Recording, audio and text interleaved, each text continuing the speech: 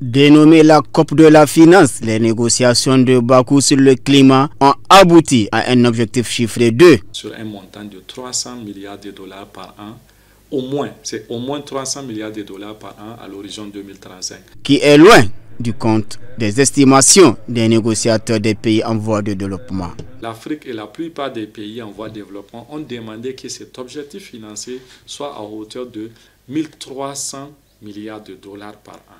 Donc c'est ce qui permet de faire face à la crise climatique et c'est ce qui va permettre aussi de faire face aux questions d'adaptation, aux questions d'atténuation. Plus question de dette ou de prêt en bénéficiant de cet argent au nom de la justice climatique. La plupart de ces montants-là a été donné aux pays en voie de développement sous forme de dette, sous forme de prêt, donc une dette climatique.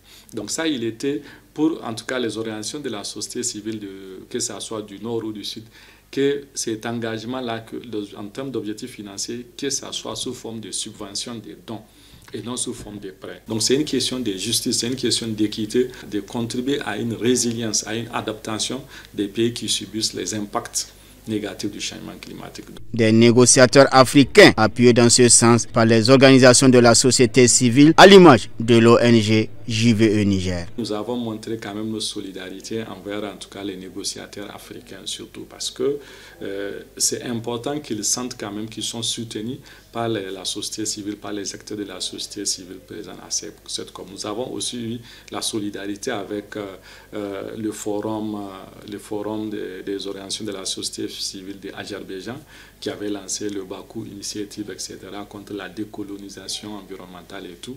Le slogan de la COP de Bakou, la solidarité pour un monde plus vert, et là également, on était loin du compte. Il n'y a pas eu assez de solidarité entre les Nord et le Sud parce que si les discussions ont été jusqu'au 12e jour, jusqu'à une journée supplémentaire, c'est-à-dire qu'il y a eu beaucoup de discours, beaucoup de pourparlers et il y a eu pas mal d'États qui n'étaient pas assez engagés, surtout les États du Nord, pour qu'il y ait des résultats à Bakou.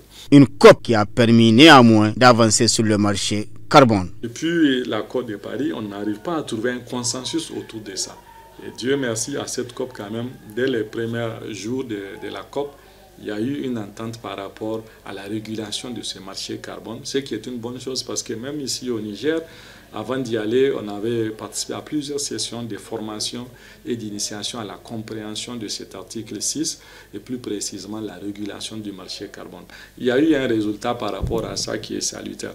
Dans la perspective de la COP 30 au Brésil, Sani Ayuba espère voir en première ligne la question du financement des pertes et dommages, la question du financement de l'adaptation, la question de la transition énergétique, la question de l'agriculture, la question du climat et santé, soit véritablement des questions qui vont être en tout cas au premier point sur lesquelles il y aura quand même du consensus. Parce que la COP, c'est toujours des décisions en consensus. Au nom de la justice et de l'humanité, Sani Ayuba, président de l'ONG JVE Niger, espère que toutes les parties prenantes vont accorder leur violon à la session de Bonn en 2025 et à la COP 30 au Brésil pour un monde où les impacts du changement climatique seront amoindris, l'adaptation et l'atténuation seront au rendez-vous et le financement sera équitable pour tous.